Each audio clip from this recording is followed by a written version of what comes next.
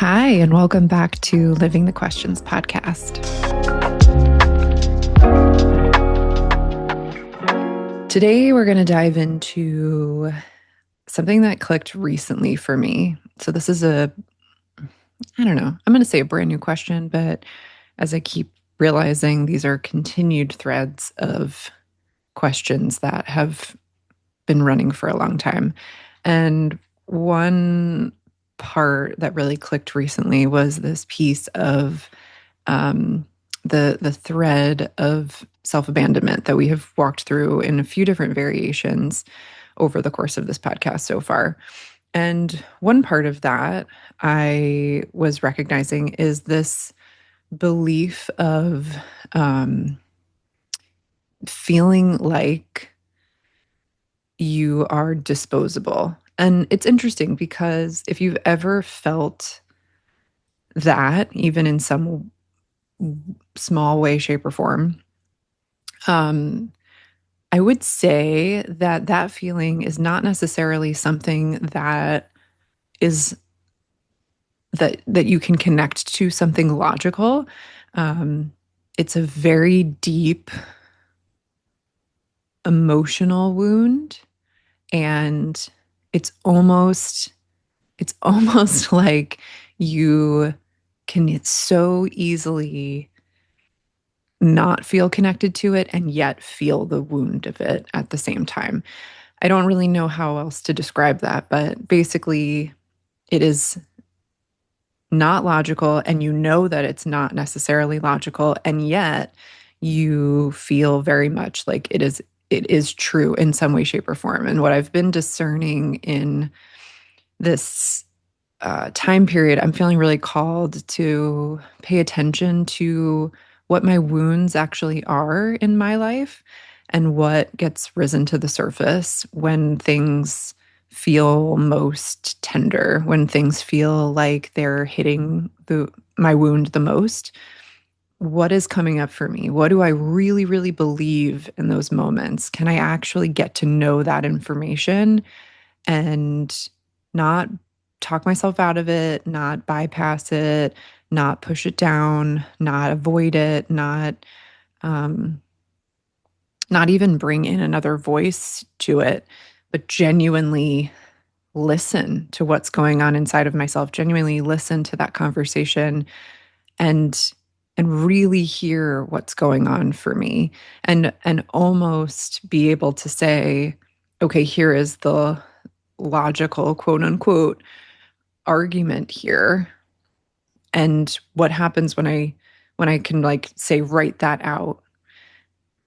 And when I write that out and I read that logical argument, what do I actually feel in my body? And what I was noticing was, with like a logical argument, say for something like feeling disposable in life, you can say something, right? Like you can write down the reality of things being, I do matter. I am loved. Stuff like along those lines. And and also you can feel inside your body something different. Like, what is the inherent belief there? And so if you're dealing in terms of something like rejection in whatever way, shape, or form that might be, feeling any bit of that can almost erase these other pieces that you can feel connected to, like mattering, like feeling loved or knowing you are loved or loving your own being and offering yourself that. And once this piece of disposability, quote unquote, abandonment comes into play in a word like rejection, there can be wounds that come up, there can be deep beliefs that come up that then don't allow us to connect to the logical pieces anymore. And that is really interesting because it almost is really telling of the head and the heart moment of, do these work together? Are these working separately in our bodies? Are our whole bodies working uh, in a way where we're listening to all of it? Or are we only listening to the head? Or are we thinking we're only listening to the head and really there's a lot of stuff going on behind the scenes here in the emotional world that is really leading our our internal actions. Um, and yeah, so there's something there that I feel like I'm living into this piece of what are my wounds really saying? And what do I really believe truly? And what are those conversations? And can I get to the crux of them to really have a conversation with myself of, is this what I still want to believe? And what conversation do I need to have with myself? What what different understanding and perspective do I need to continue to give myself in order to shift that?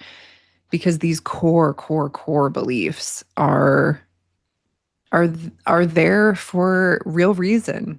They, as my as one of the beautiful teachers in my life continues to say, and I just love so much, we come by it honestly. And I think that that piece is such a beautiful one to come back to because it's so true.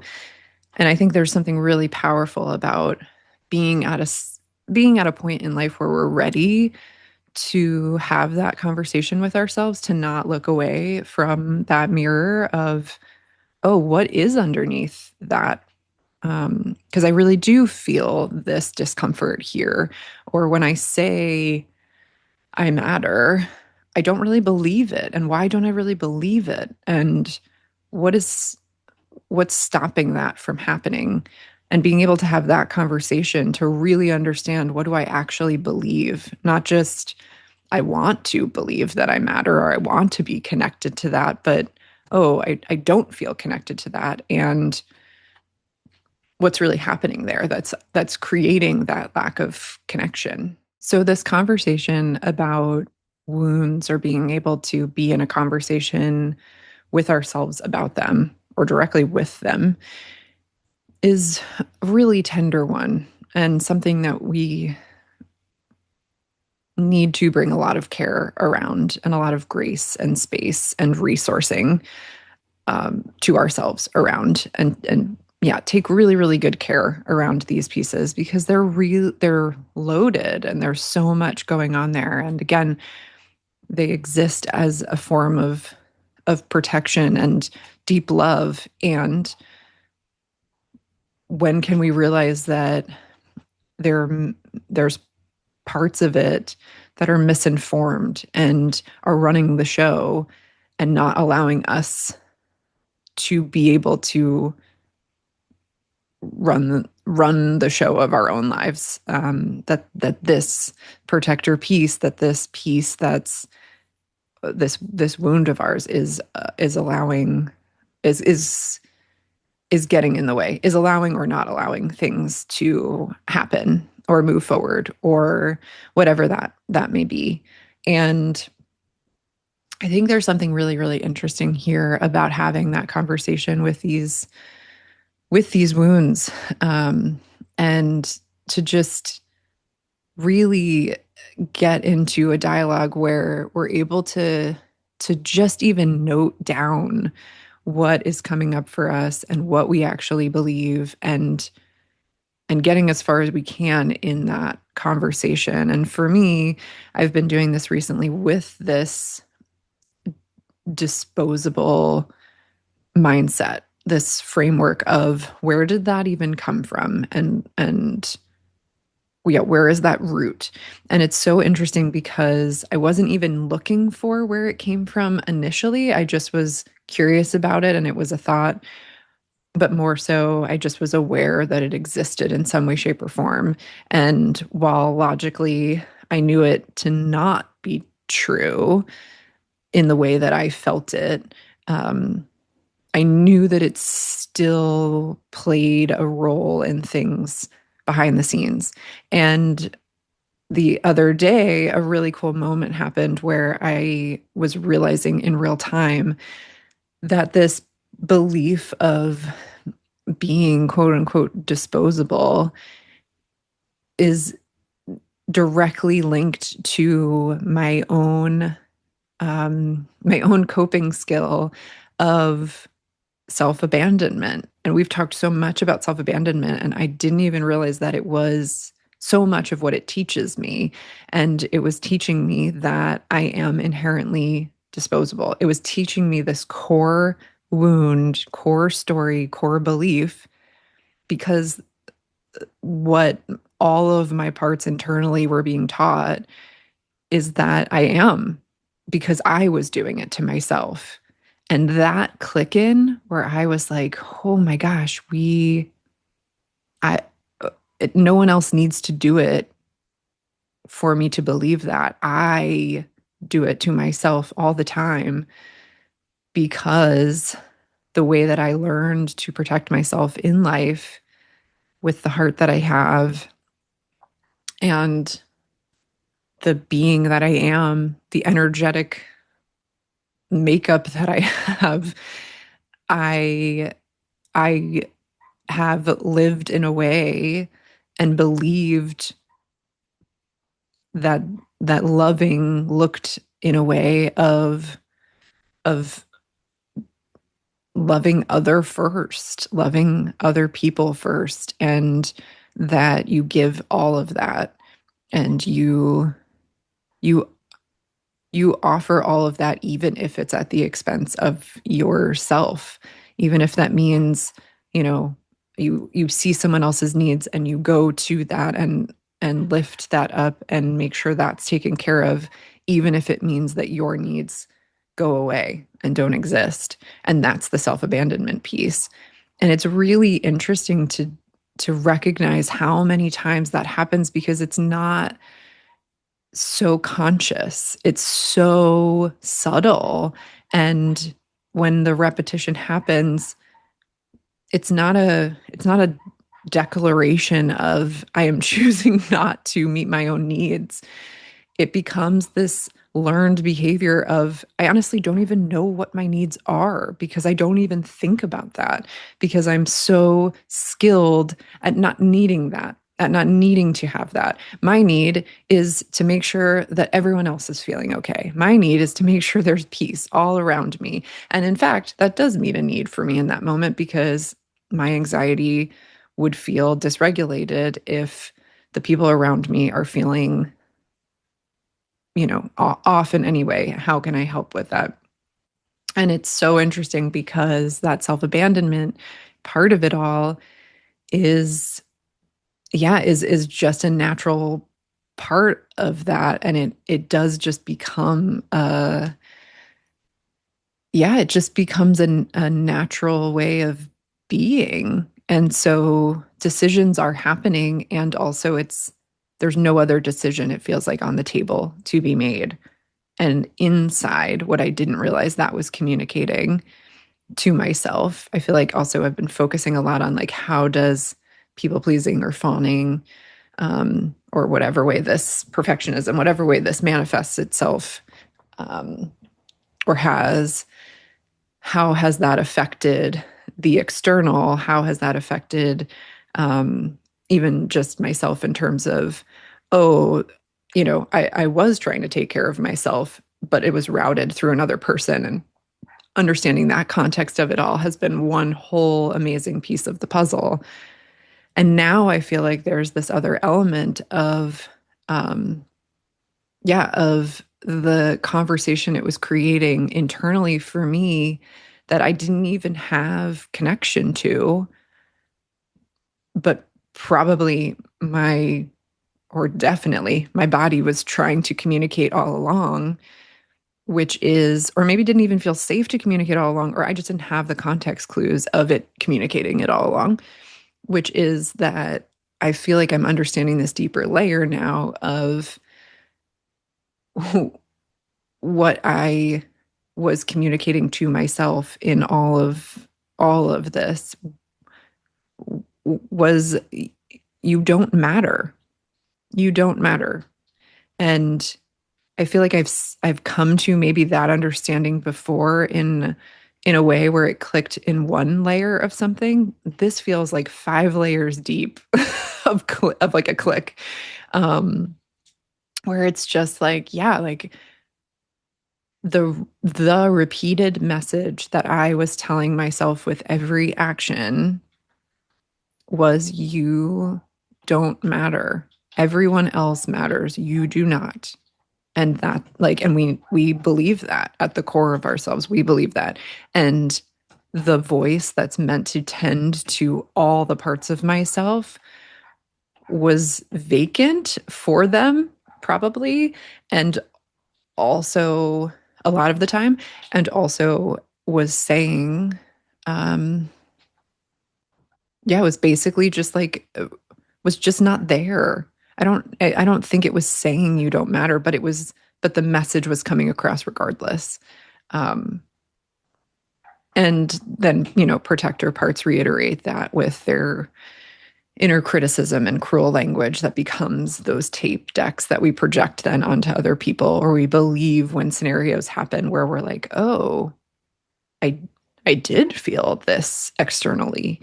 And that is now allowing me to come face to face with this rooted belief that I have. And why do I have that? And so allowing, for me, in my own experience, allowing myself to see that part of, oh, you really, you really created a world where of course, you're the inner parts of you don't believe that they matter. They were secondary, if not completely made invisible.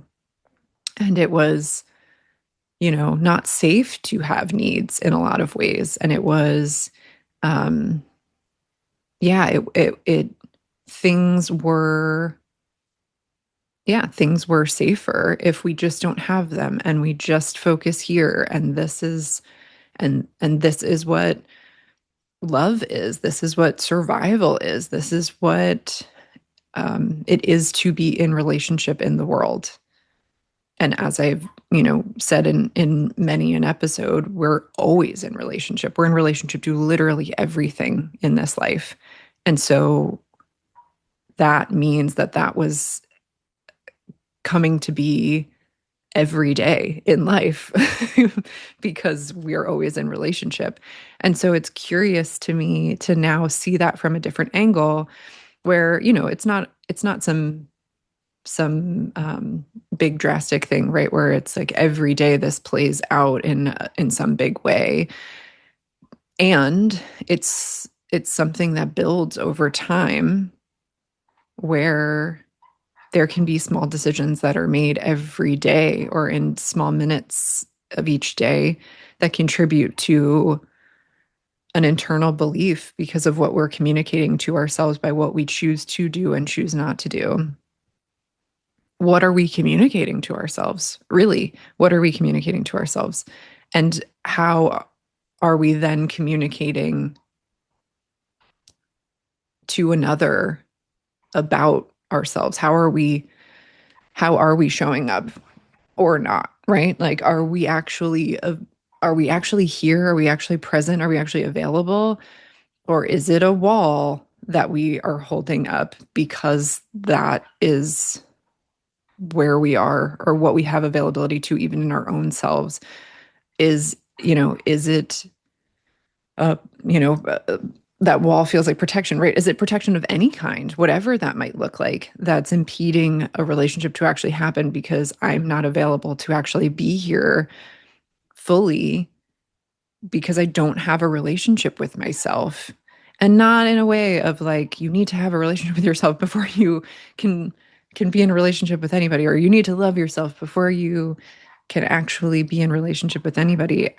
There's so much beauty that comes out. There's so much rich wisdom that comes out of relationship. And can we be responsible in that space? Uh, are are we able to be even a little bit open to take responsibility and accountability for where we are in the journey of our own relationship to ourselves?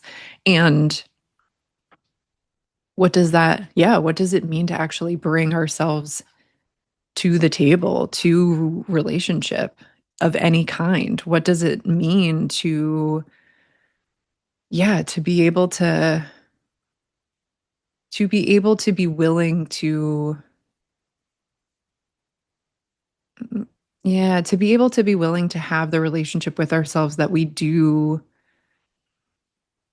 want to be met in. You know, if we appreciate being met in certain ways by other people in our lives, can we be honest with ourselves about the way we meet ourselves? And it's interesting because there's a layer here that I'm feeling deep in even as I'm talking about this, where I feel like I've eye rolled, and this makes a lot of sense, right? If I historically have been self-abandoning in so many unconscious ways, then the narrative of self-love, quote unquote, and loving yourself, of course I'm eye rolling at that. That's the relationship that I have inside of my own self.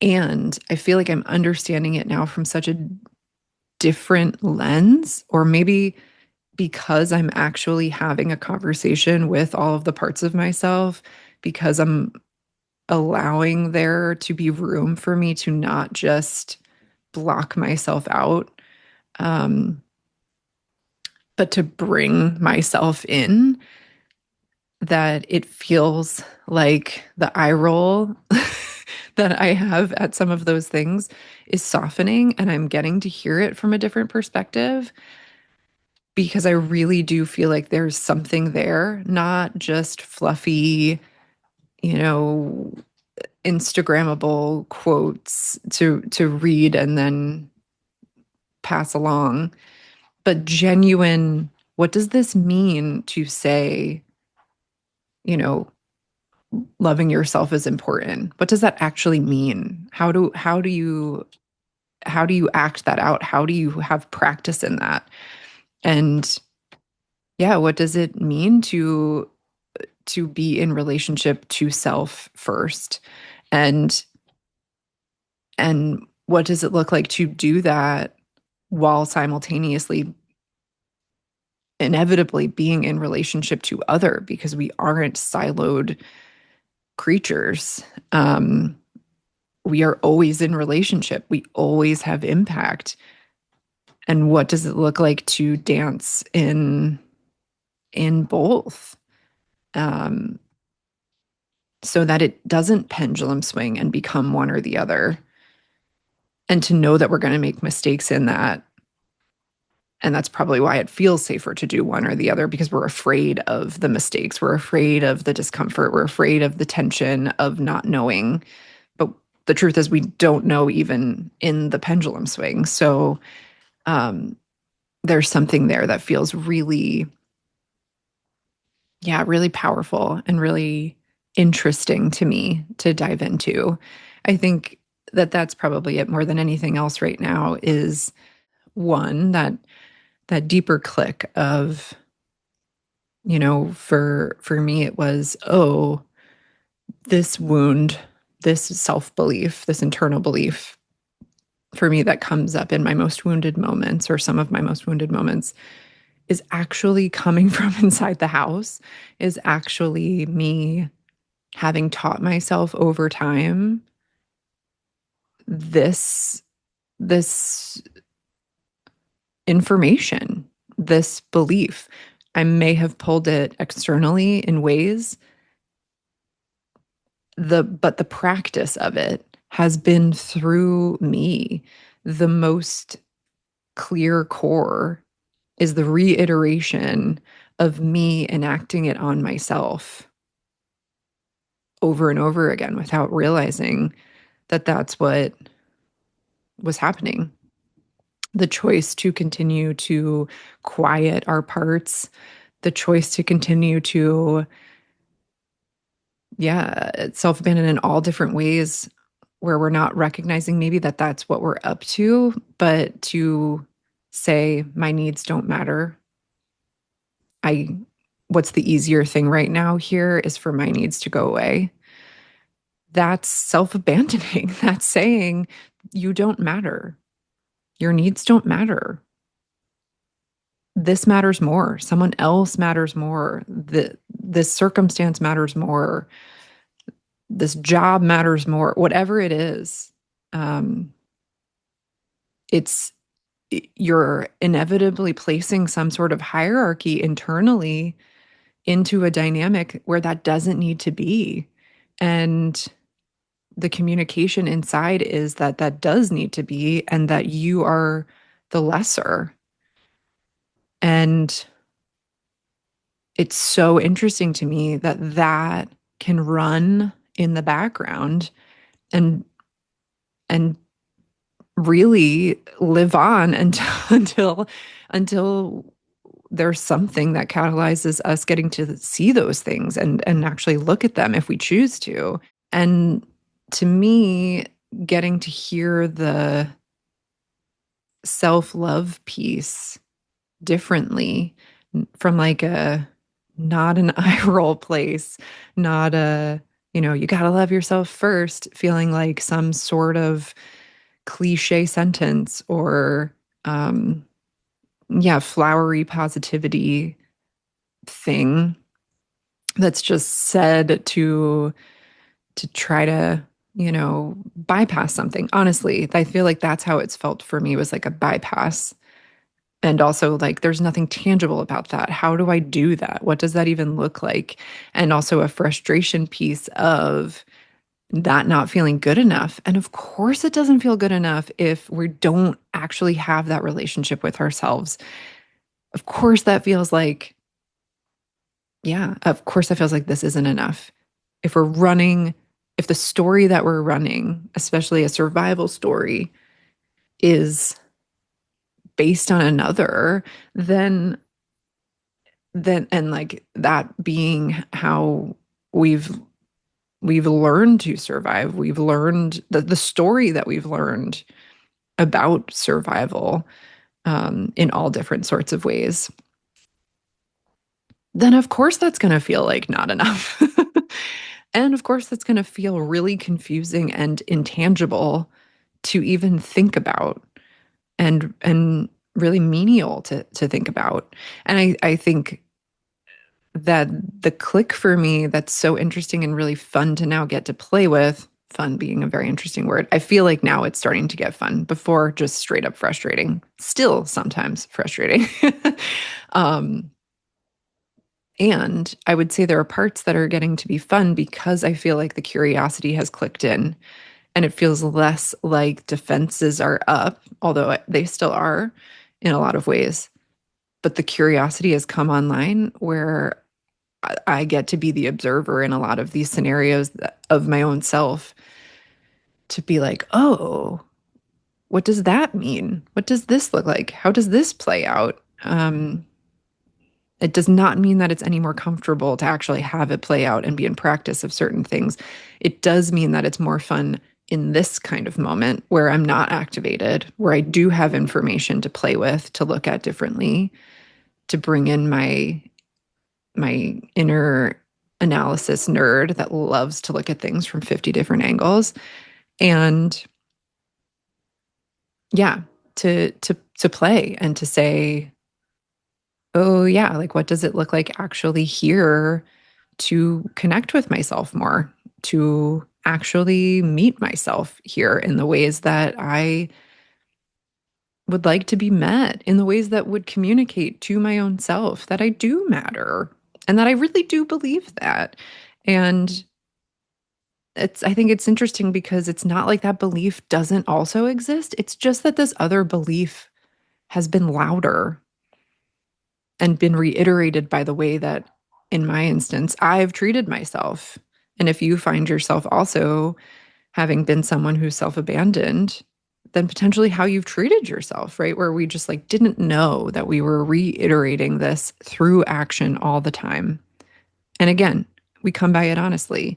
We likely witnessed it modeled in some way, shape, or form and absorbed that and took that on and played that out in some way, shape, or form. We come by it honestly. And when we know different, we get to choose. We get to decide differently. And it doesn't mean that you decide and then it's changed. It means that you get to maybe see another option and you play with what that potentially looks like over time. I think it looks a lot slower, but also not as slow as maybe it would dauntingly sound. I think it's slower in terms of it takes a lifetime, right, for us to continue to see different angles of things or different ways we could play something out in our lives that feels more true to us, to a human experience, to our integrity, to who we want to be, to what actually feels in alignment, to what actually feels, um, yeah, what actually feels wise, what actually feels wise, what actually feels like a choice that we can, a decision in our lives that actually feels like something that we want to stand in, that feels really true, like to the word true. And yeah, I think so much of life is that making small, brave steps and altering course as we need to, and being open to the yeah, the continued clarity that comes from that. And then what's the decision that we make? And then what's the choice that we make? And as you know, as we said in the last episode, this being open to changing plan, um, being open to the unknown of that. And that means to be open, which means that it's not, I make this decision, then I rigidly stay in it. And I can't ever have it questioned because that's panic and fear, right? That's us being like, perfectionism. What does it look like to remain open as we move through life in whatever pivots we're having to make, with whatever steps we're taking, however the terrain may come? And to also know that our protectors exist for a reason and are well versed to help us. Can we be in relationship with those differently in a way where our openness can exist and also we have that wisdom to protect ourselves when necessary? Um, to be open, to be wise enough to be open when we're able, and to be discerning and wise enough to protect when needing to do so. And I think that that's so much of what we're learning in life. And I feel like a lot of what I'm learning in this time period is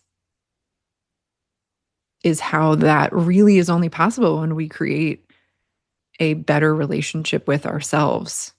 That literally our relationship to ourselves is so much of what our relationship gets to be outside of us in every way. And they're not separate, they're connected. And, you know, how how are we, treating one another? How are we treating the space that we're in? What's our relationship to the space that we're in, to the people around us, to the things we create in this world and offer? What is our relationship to that, to those things?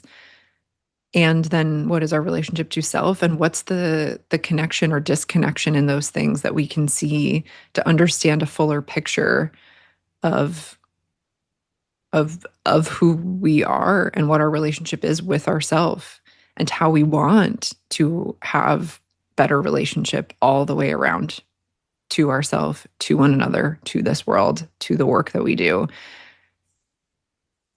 And I think there's something really fascinating about,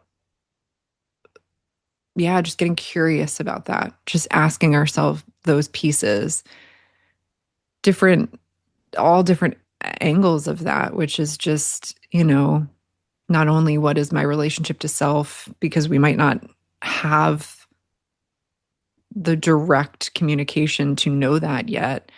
But can I be curious about, you know, do I pay attention when I'm uncomfortable? Do I pay attention when my body is yelling at me? Um, and what is it trying to say in different ways? Am I paying attention when I feel uncomfortable? What do I do? How do I meet that moment? What happens for me? What's the communication there that might be happening internally?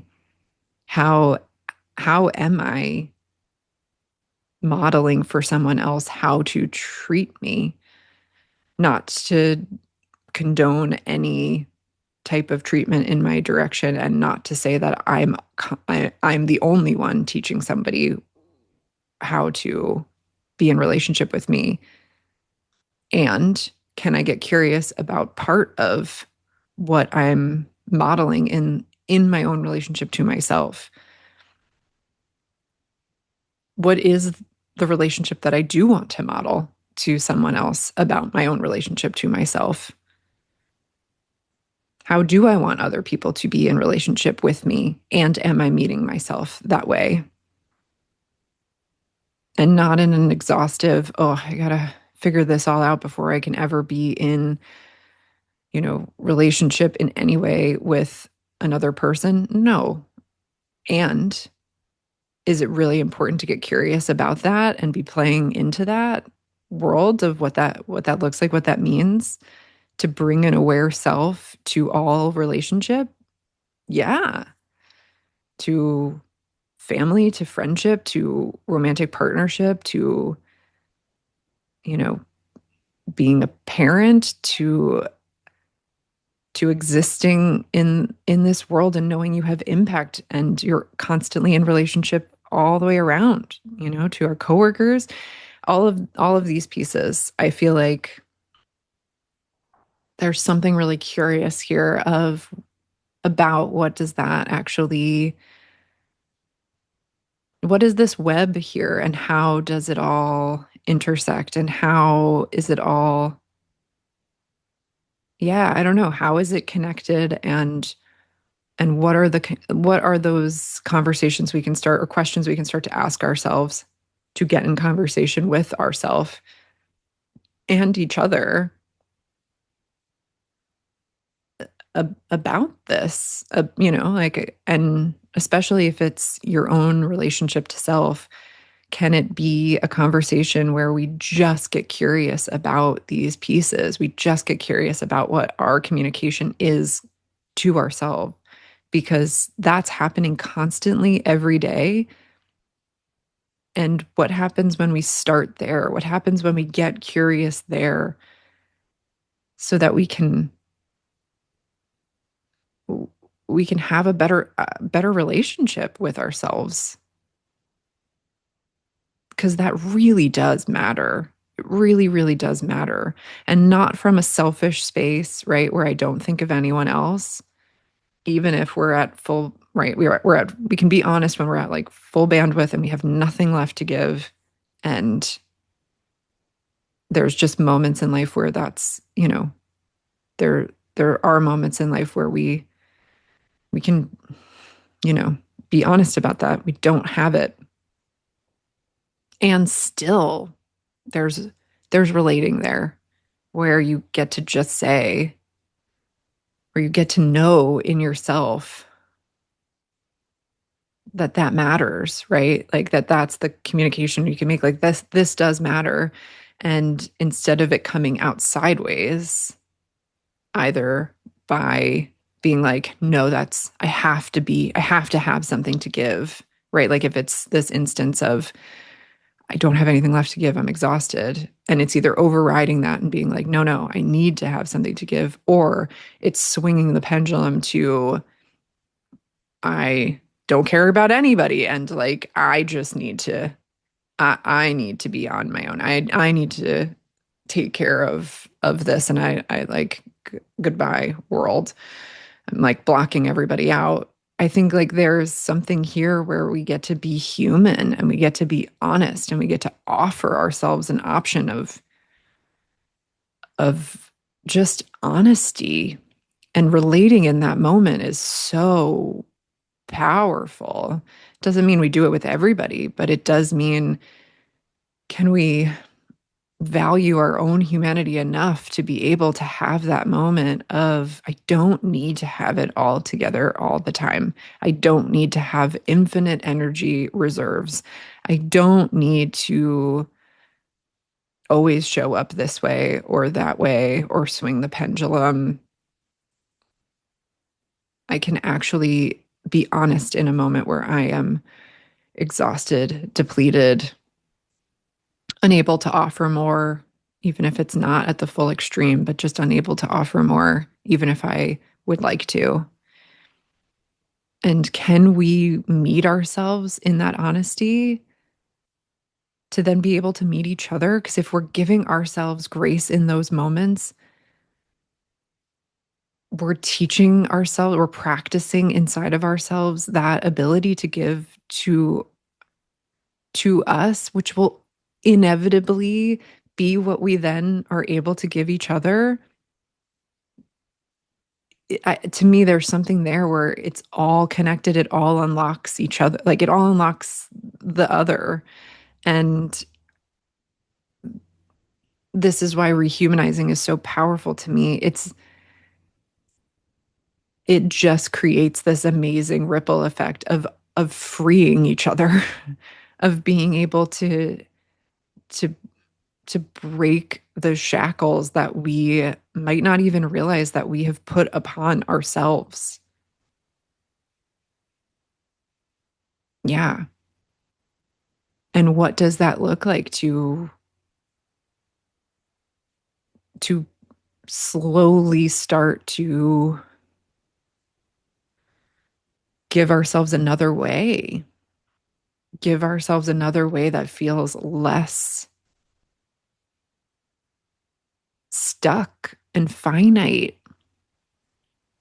And what would that offer to one another if we started doing that with ourselves? It's a curious question. It's a curious question. And there's so many elements to this, right? And we also need safe containers, containers that feel what our definition of safe is to us. Um, Finding those to be able to navigate things, because there are little t, big T traumas that are also mixed in here where it might not have just been modeling, but also true harm can be a part of this conversation. And when that's the case, there are other layers at play here that that need to be a part of this conversation. And this is a part of the conversation still. And what does all of that dance look like? And can we let ourselves matter enough to our own self to know that that's worth it, to know that it is worth being resourced in those ways, to be able to be more you in this world, to be able to be present in our relationships, and especially our relationship to ourself. What does that look like? Because none of us are disposable. And that to me is the important conversation to have internally, because you do matter and you are loved. And how do we really treat ourselves that way inside? How do we really start to work with ourselves to believe that to be true?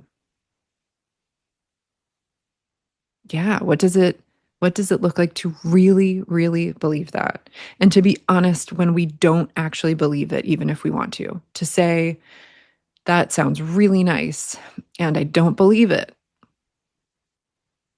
but I want to. And maybe there's a day where you don't even add the but I want to, because you might not have that. That might not feel congruent for you, for you in that day. That might feel like it's not tangible. But on the days that it is, to be able to add that, to be able to say, I want to feel that way. I want to work towards that belief. What does that look like? And to just remain curious, to remain open and curious when that is available to you to do. That's where I'm going to be dancing. So if you are interested, I would love to hear.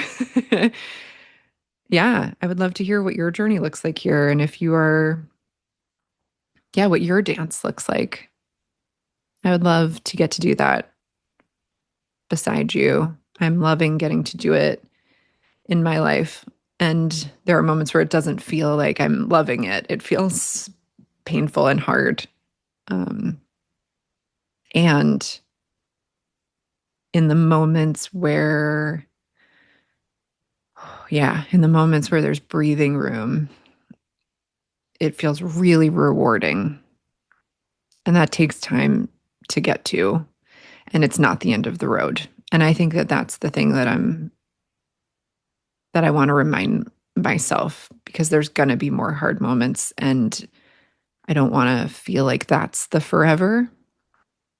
And so these moments are really good to remember, these click moments, these continued curiosities, this resourcing of just clarity, even in this moment that isn't the end all be all moment, but is a moment of clarity and a moment of clicked connection and a marker of time for just even myself personally to look back on this and say, wow, like I know what it took to get to this moment of clarity. And my future self looking back at this being like, whoa, I've learned so much to this next point. And yeah, can we give ourselves those opportunities to grow, to, yeah, to catalyze things, to make room to be more of ourselves, to turn towards all of the parts of us that we may have abandoned and slowly but surely create trust again? Can we even have a moment where we want to even maybe do that, even if we're not fully doing it yet? Can we just recognize that we are somebody that we want to feel matters? And maybe that's the step right now. Maybe that's what feels tangible to you in this moment right now is I really want to feel that way. I don't feel that way. And I really want to feel that way. And I don't have the ability to offer that to myself right now, but I would like to. I would like to get to that spot and slowly but surely build there. Because every action builds to something. We're doing it every minute of every day.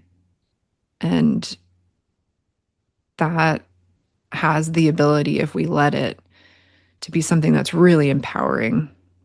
That may feel slow and excruciating in some seasons, and it can feel really, really freeing and really empowering in other seasons where we get to see the build of those actions, the build of those choices, the build of that slow and steady, yeah, step by step. Whew, what a ride today on this one. It's really fun to go in these places. And it's interesting too, because my inner perfectionist, I can hear at different points in this conversation was like, you're not even making sense. And you should have a, bullet point directional of where you're going. You've gotten off track. You haven't clearly explained this. You haven't, whatever. And in those moments, I'm recognizing in real time now what I'm doing is I'm able to I'm able to hear it. And sometimes it stops me and slows me down, but I still kept going. And, maybe I'll have a different relationship with that moving forward. But right now, I think even getting to name it just now and getting to say, oh, that part was trying to protect me. I'm using my voice. I'm being vulnerable. I'm being seen, um, even by my own self. And that feels really tender. And my whole body lovingly is trying to be like, no, we are not going to do that. And maybe I'm not clear enough in this episode, right? Maybe some of the stuff I said was unfinished and it didn't lead perfectly in a straight line or make sense in bullet points. And maybe it did. And maybe it makes sense to some people and not to other people. And maybe it is rambly verbal processing. And I hope so. I hope it lands how it needs to for whoever is listening for however long they're listening. I hope that this is me getting to practice, you know, not hope. I am what it is.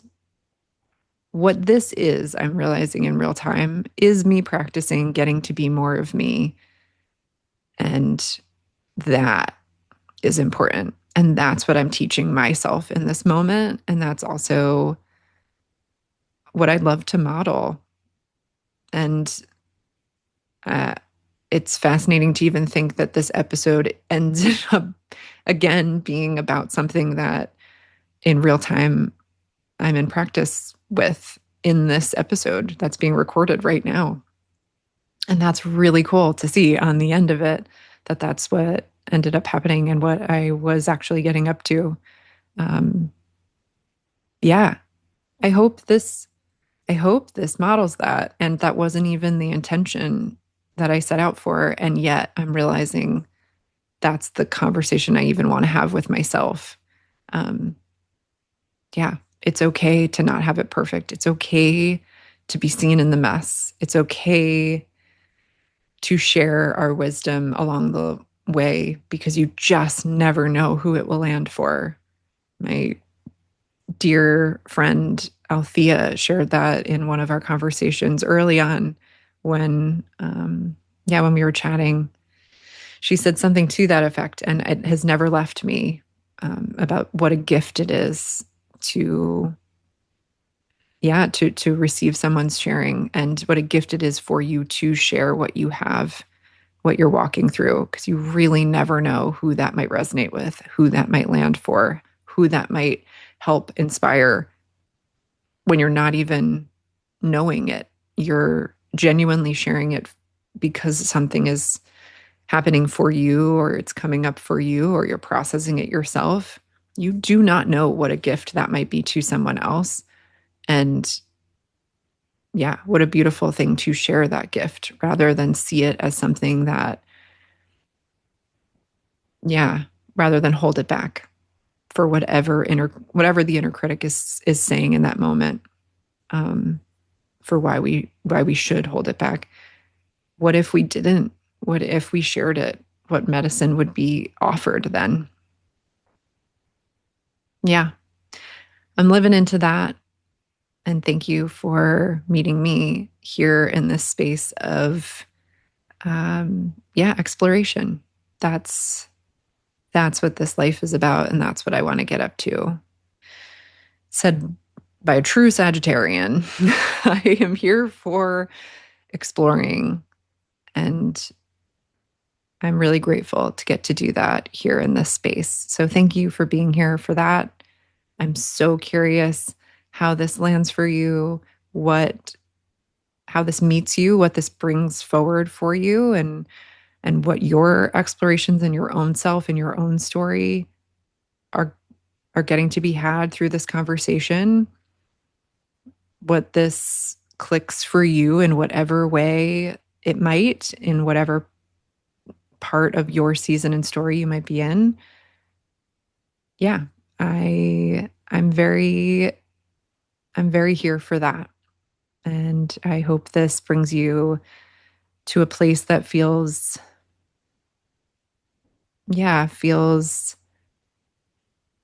feels empoweringly curious, feels like something that almost feels exciting to explore.